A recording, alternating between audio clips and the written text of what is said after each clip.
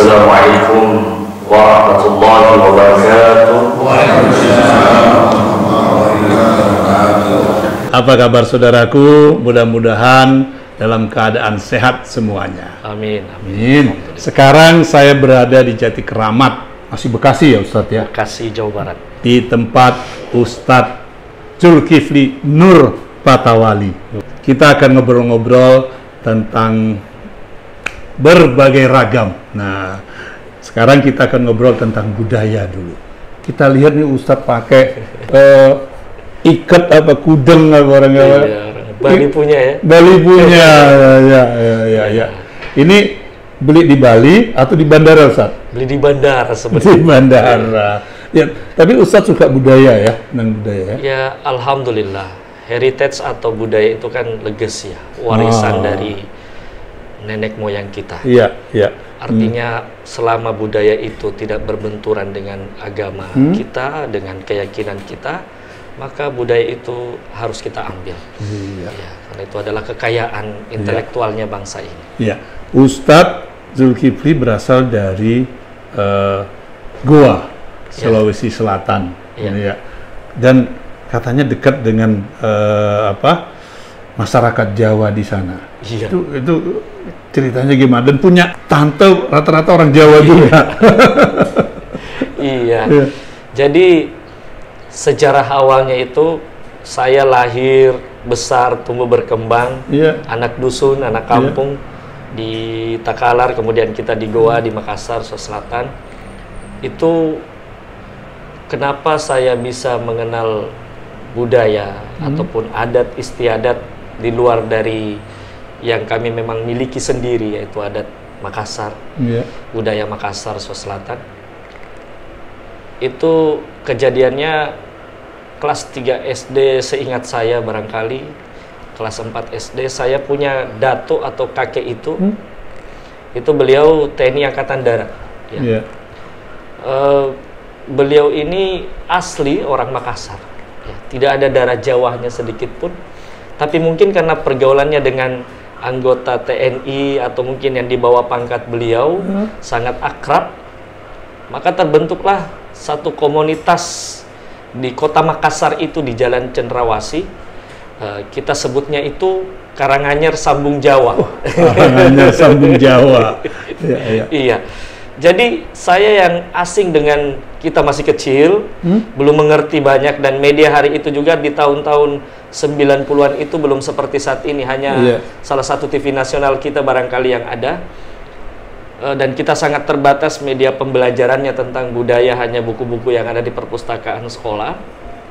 Maka saya cukup excited, cukup kaget ketika kakek saya yang asli Makassar, datuk saya kita sebutnya datuk ini, sangat cinta dengan budaya Jawa, budaya Jawa. Karena mungkin di lingkungannya bahkan sudah berpadu ya, menjadi satu antara orang Makassar dan orang Jawa. Akhirnya setiap tahun itu, ketika 17 Agustusan, ya, berapa hari sebelumnya tuh, kita dipertontonkan dengan budaya wayang, bahkan dipaksa untuk nonton wayang Mahabharata, wayang orang dan lain-lain sebagainya, wayang golek dan lain-lain sebagainya. Bahkan beliau punya koleksi keris, bahkan pakaian Jawa, adat-adat Jawa. Saya juga heran, Pak. Nah, karena mungkin dicekokin seperti itu, akhirnya kita terjadi perpaduan budaya. Ya. Terjadi perpaduan budaya antara orang Makassar dan orang yang berasal saudara kita dari Jawa. Nah, setelah sekian lama, hampir tiap tahun kita dicekoki dengan seperti itu. Bahkan ibu kandung saya juga orang asli Makassar itu dulunya bisa ngomong Jawa. Tiap hari makan ngomong Jawa. Kakek saya juga bisa ngomong Jawa. Dan luar biasanya, saudara-saudara ibu yang laki-laki semua itu dinikahkan dengan orang Jawa juga. Jadi nama tante saya itu awalnya semua Sri. Ya. Ustadz dekat dengan budaya Jawa, orang-orang Jawa. Iya. Terus kuliahnya kok nggak ke Jawa gitu loh? Kuliahnya malah nyebrang dari Indonesia. Iya. Itu di mana Ustadz? Ya, tepatnya di Mamlakatis Saudiatil Arabiyah, di Kerajaan Arab Saudi di Makkah Al-Mukarramah, di salah satu kampus swasta di Makkah Al-Mukarramah. Dari tahun 2001 sampai 2007 saya ada di sana. Alhamdulillah di Middle East ya, di Padang Pasir. Alhamdulillah, saya kenapa tidak kuliah di Jawa? Ini mungkin persoalan takdir dan nasib barangkali. Padahal pengen banget itu kuliah di Jawa. Iya, walaupun hampir separuh hidup saya ini di Pulau Jawa. Iya, jadi setelah menamatkan SMA, kemudian kuliah sempat di Makassar sebentar, kemudian alhamdulillah dikirim untuk kuliah ke Saudi Arabia, tepatnya di kota Makkah Al-Mukarramah. Alhamdulillah. Kemudian balik ke Makassar kuliah lagi, kemudian ngambil S1 S2 dan ngambil lagi S2 di Australia. Di Brisbane tepatnya. Nah, Ustadz kuliah di Arab, kuliah di Australia. Tapi lebih banyak dakwahnya di pelosok. Biar para pemirsa tahu, kita lihat perjalanan Ustadz Zulkifli ke daerah. Assalamualaikum warahmatullahi wabarakatuh. Ke lokasi masjid yang kami bangun pada tahun 2011. Isi kampung yang seperti ini, Masya Allah.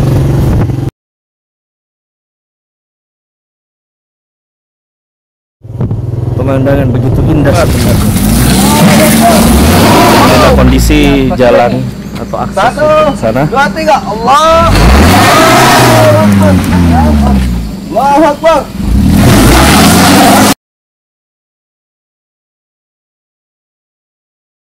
Oke, ya, saudaraku sudah melihat sendiri bagaimana medannya. Itu daerah mana itu, Ustaz? Itu tepatnya di daerah Goa Borongbulo namanya, di Dusun Borongbulo. Masuk kabupaten? Kabupaten Goa. Jaraknya dari kota Makassar kurang lebih 70 km. 70 ya, km. kita bisa nempuh kalau jaraknya mungkin di tanah datar gitu atau aspalnya bagus, barangkali bisa sejam setengah. Tapi karena rute kesananya juga luar biasa, kita naik mobil atau naik motor bisa sampai 2,5 sampai 3 jam. Seperti itu. Itu daerah yang, wah, medannya cukup berat. Jadi dari Makassar ke Goa dulu? Makassar ke Goa dulu, terus harus ke lewat Goa dulu. naik mobil bisa? Iya, boleh kendaraan pribadi ataupun karena tidak ada kendaraan umum yang ke sana. Jadi boleh pakai kendaraan roda 2 atau roda 4. Kita menempuh jalur dari Makassar ke Goa, lantas ke daerah itu menuju arah Sapaya namanya. Sapaya. Daerah pegunungan. Pegunungan. Iya. Itu pasti berat sekali itu. Dulu ceritanya gimana, Ustadz? Waktu melakukan dakwah di sana, apakah sudah ada tempat ibadah? Iya. Jadi saya ke sana itu pertama kali SMP sebenarnya. Oh, SMP. Iya. Jadi bapak kami juga aktivis dakwah ya, dari kampung Kiai Kampung. Kemudian beliau senangnya juga mendatangi daerah-daerah pelosok seperti itu untuk silaturahmi dengan saudara muslim. Akhirnya pas setelah tamat SMA, saya mungkin sudah kuliah hari itu, saya ke sana lagi. Dan ternyata sekian puluh tahun itu tidak ada perubahan yang signifikan. Dan ternyata daerah itu juga, mohon maaf, ya saudara-saudara kita dari luar Islam, dari sejak 1924 bahkan sebelum kemerdekaan itu dijadikan sebagai daerah yang untuk pembukaan lahan dakwahnya mereka. Ya, jadi saudara-saudara kita dari luar Islam datang, kemudian mengeluarkan saudara kita dari Islam menjadi agamanya mereka. Jadi ada padahal dulu rata-rata Islam semua. Muslim semua. 200 kakak. Dan tingkat kalau dibilang ekonominya saudara kita di Borongbulo itu memang jauh dari kata layak. Dan rumahnya mereka juga jaraknya jauh-jauh. Jalannya, aksesnya pun seperti video yang barusan tadi kita lihat, itu dari dulu sampai Indonesia merdeka sekian puluh tahun ini masih seperti itu. Jadi alhamdulillah, kalau ditanyakan tadi sampai bisa sekolah di luar negeri, bahkan saya sempat di hampir kurang lebih 8 tahun di Asia Pasifik untuk berdakwah juga, tepatnya di Hong Kong, di Macau, di Taiwan. Tapi karena melihat ada sebuah kegelisahan ya di tanah air kita sendiri, ada panggilan batin untuk bagaimana membangun agama, bangsa dan negara kita di Indonesia ini, di negara Kesatuan Republik Indonesia yang tercinta ini. Ya, saya pulang ke Indonesia 2019. Kemudian merintis kembali dakwah ke pelosok daerah di seluruh Indonesia bersama dengan salah seorang guru kita, Ustadz kita, Ustadz Dr. Ahmad Sujai, LCMSI.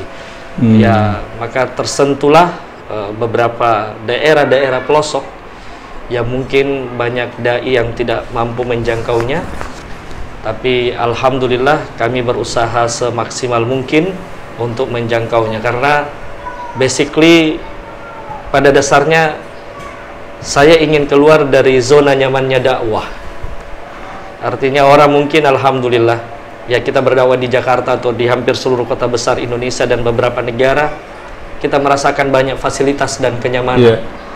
Tapi ternyata ada sebuah tanggung jawab yang besar yang harus kita lakukan, yaitu bersilaturahmi ke saudara-saudara kita, dan bagaimana caranya kita bisa mengembalikan kepada kalimat tauhid, kalimat yang benar saudara-saudara kita ke kalimat Islam, bersyahadat kembali tanpa memaksa, tanpa mengajari dan menggurui, tapi kita mengambil dan memanggil kembali fitrahnya mereka, itu Islam, seperti itu. Jadi mereka dengan ikhlas, nggak ada paksaan harus gini, dikasih ini, enggak ya? Ustaz, enggak. Ya? Jadi kita secara metode persuasif ya, pendekatan lebih secara manusiawi, dan mungkin karena itu tadi saya juga memahami sedikit budaya barangkali, karena kalau pacingannya sentuhan budaya dan lebih kepada persuasif, atau dalam Islam disebutnya dakwah fardiyah, dakwah pendekatan, bagaimana kita memanusiakan manusia seharusnya, attitude kita lebih bagus, ya mungkin insya Allah lebih diterima. Itu bangun masjid itu kan berat juga Ustadz di situ, daerahnya, apalagi saya dengar kalau mau sholat itu masjidnya jauh sekali kalau waktu itu ya. Jadi waktu tahun 2009 saya balik dari Australia, kemudian saya sebelumnya itu sudah beberapa kali dan beberapa tempat, bahkan beberapa orang, bahkan organisasi coba mengajukan proposal untuk pembangunan masjid di Dusun Borombulo, karena memang di sana tidak ada masjid ya Pak. Sedangkan rumah ibadah lain ada, padahal mayoritas Muslim. Nah, pada tahun 2011, akhirnya ketika saya sudah kesana kemari untuk mari kita berkolaborasi untuk bisa membangun masjid. Tapi ya alhamdulillah mungkin ketetapan Allah belum, dan belum ada yang mau membantu, karena berpikir dengan jarak tempuh yang mungkin tidak jauh, tapi rute untuk kesananya itu seperti di video yang kita lihat tadi, lumayan banget. Itu kita bayangkan gimana dengan 15 tahun yang lalu, 20 tahun yang lalu. Ya, ketika tahun-tahun 2011, akhirnya dengan dana pribadi, kemudian ada kakak kami, Ustadz Farid Ma'ruf Nur, dan teman juga, salah seorang teman yang ayo kita patungan, saweran untuk membangun masjid. Walaupun biayanya membangun masjid di situ lumayan, 2-3 kali lipat dibanding membangun di tempat lain, karena ngangkutnya saja kita pakai kuda. Untuk materialnya, ya, karena dulu kendaraan roda 2 bisa, tapi ketika musim hujan sudah tidak bisa digunakan jalan itu. Aman kuda ya? Aman kuda, ya seperti itu. Iya, terus masjid sudah jadi. Ini kita lihat tadi ada pembangunan sebuah rumah panggung itu dengan kayu-kayu. Bangun apa Ustaz? Iya. Jadi ketika pembangunan fisik masjid, dan dari tahun 2011 sampai 2020 ini mungkin sudah hampir 10-11 tahun barangkali ya. Itu masjid itu kita jadikan sebagai bentengnya akidah umat. Kita memulai seluruh dakwah, kita taruh dai di pelosok situ, tanpa dai itu kita gaji dan lain-lain sebagainya. Betul-betul bekerja untuk umat, untuk Allah Subhanahu wa taala. Kita belajar ikhlas, dan dari situ ketika berhasil kita kembalikan saudara-saudara kita kembali kepada agama asalnya lagi, Islam itu, kita memulai membangun sumber daya manusianya Pak. Artinya anak-anak generasi selanjutnya kita bagaimana menguatkan, mungkin bukan hanya sekedar akidahnya, tapi bagaimana mengajari mereka juga untuk ekonominya lebih baik, menyekolahkan mereka ke arah yang lebih baik. Maka kami memutuskan dengan teman-teman para dai yang kita tempatkan di sana untuk untuk bisa membangun sebuah rumah tahfidz atau rumah penghafal Al-Quran ya bagi anak-anak kita yang ada di sana. Jadi ketika membangun rumah kayu itu itu sudah sejak 4 bulan yang lalu, 3 atau 4 bulan yang lalu.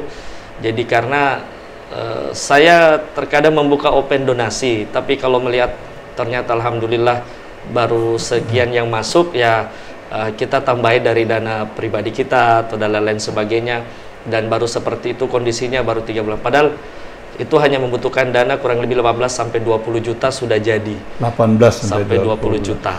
Saya melaporkan dari Desa Borongbulo, Kabupaten Goa, Sulawesi Selatan di Kampung Mu'alaf. Di belakang kita ini akan dibangun rumah tahfidz untuk anak-anak muslim di sekitar Desa Borongbulo. Gratis bagi anak-anak duafa dan anak-anak mu'alaf insyaallah. Kalau ada pemirsa penonton kita, saudara-saudaraku yang ada di rumah atau di mana saja ingin berdonasi, diterima? Insya Allah kita terima. Kita terima dengan ikhlas dan kita akan salurkan langsung untuk pembelian material dan pembangunan sampai selesai. Karena rumah sederhana sebenarnya.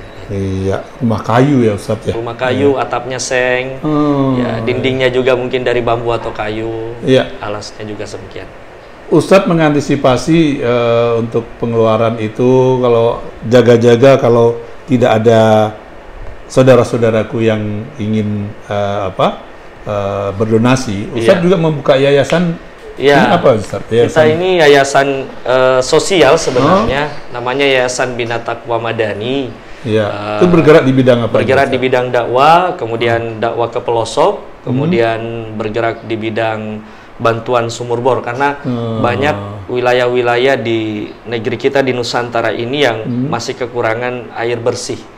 Jadi kita membantu semampu kita untuk diberikan bantuan-bantuan tadi, pembagian Al-Quran, kemudian pembinaan kaderisasi dai dan calon ulama ke depannya insya Allah. Terus ada umroh juga Ustaz? Iya, jadi gini, kita umat Islam itu sebenarnya punya harga diri. Punya sesuatu yang harus kita jaga dan banggakan. Dan untuk mencegah hal-hal yang kita tidak inginkan, suudzon dan lain-lain sebagainya, maka Islam itu mengajarkan kita untuk berbisnis dan berdagang barangkali.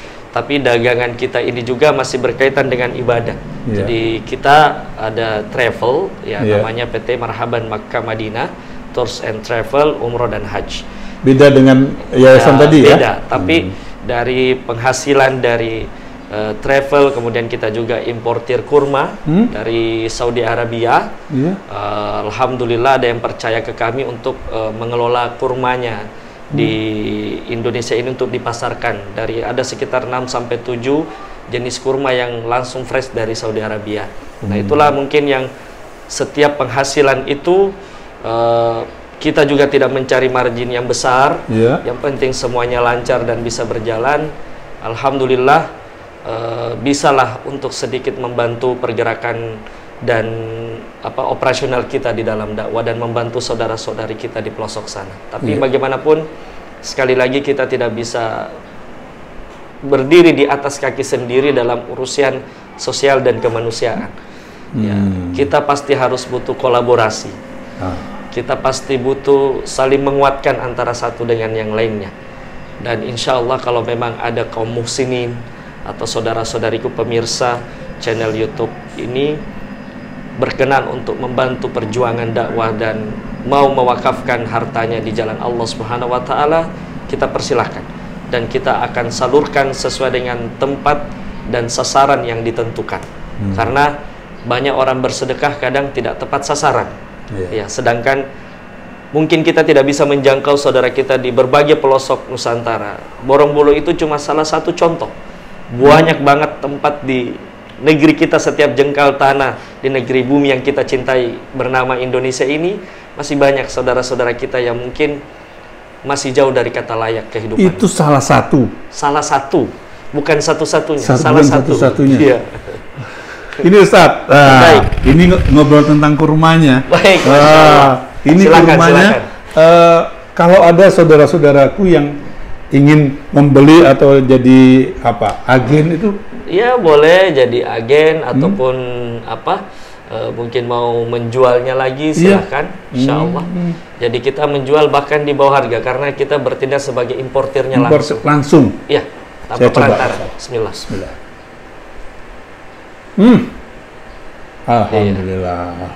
Masya Allah. Iya. Ustadz, harapan Ustadz ke depan gimana Ustadz? Ya, harapan kita di dalam kehidupan karena kita masih di dunia ini, hendaklah seperti yang mungkin disampaikan oleh Nabi SAW itu, khairun nas yanfa'un nas. Sebaik-baik manusia. Di sini tidak dikatakan sebaik-baik orang Islam, sebaik-baik orang beriman, tidak. Tapi sebaik-baik manusia adalah manusia yang bermanfaat untuk sesamanya. Ya. Saya mungkin terbiasa di kehidupan sosial.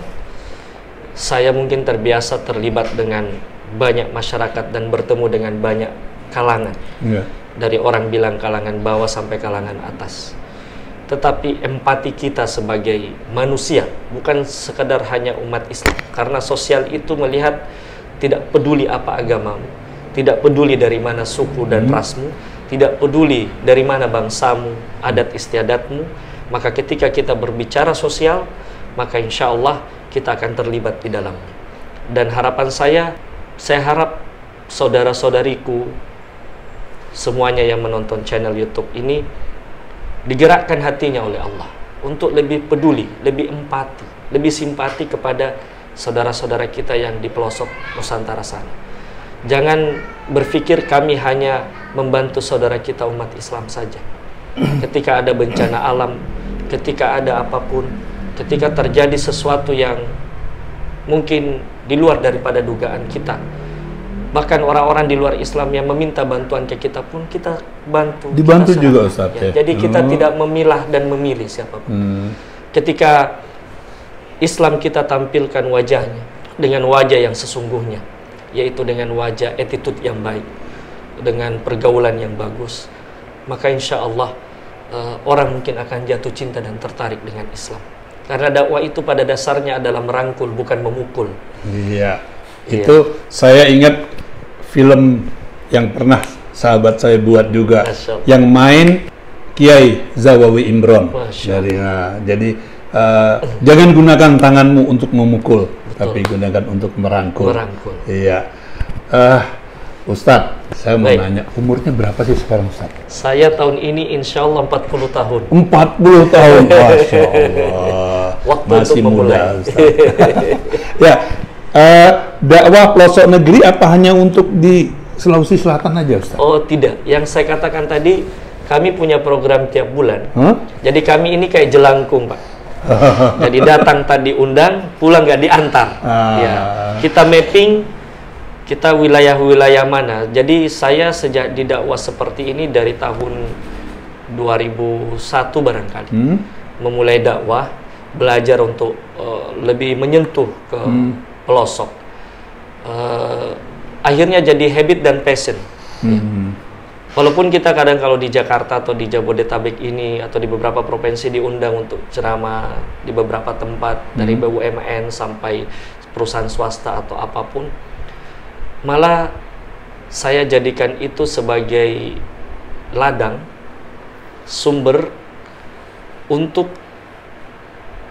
menyerap potensi yang lebih besar untuk bisa membantu saudara kita di daerah.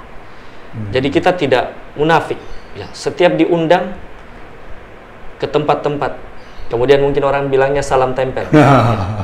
Maka saya sampaikan di sini kepada seluruh penikmat pemirsa di channel YouTube ini, sudah mewakafkan baik diri kita maupun harta itu, 70% hasil yang kita dapatkan itu untuk disalurkan ke daerah pelosok. Jadi baik saudara-saudara kita di NTB, di pelosok Sumatera, Kalimantan, Jawa bahkan. Jangan kira di Jawa itu semuanya sudah bagus. Ya. Masih ada juga. Masih ada juga. Jadi sampai mungkin insya Allah kita programkan ke Papua. Lebih menyentuh lagi saudara kita. Dalam waktu dekat ini kemana Ustaz? Tanggal 15 ini saya akan ke NTB, Nusa Tenggara Barat, ke Lombok Timur dan beberapa daerah lainnya di NTB, mungkin sekitar 1 pekan, baru balik lagi ke Jakarta insya Allah. Saudaraku, ini obrol-obrol saya dengan Ustadz Zulkifli Nur Patawali. Wah, terima kasih Ustadz. Sama-sama. Iya. Demikian saudaraku, mudah-mudahan perbincangan saya dengan Ustadz Zulkifli bisa menambah wawasan kita, juga menambah inspirasi kita untuk bisa peduli dengan sesama, terutama saudara-saudara kita yang ada di pelosok. Terima kasih saudaraku. Iwan Gardiawan, wassalamualaikum warahmatullahi wabarakatuh. Waalaikumsalam.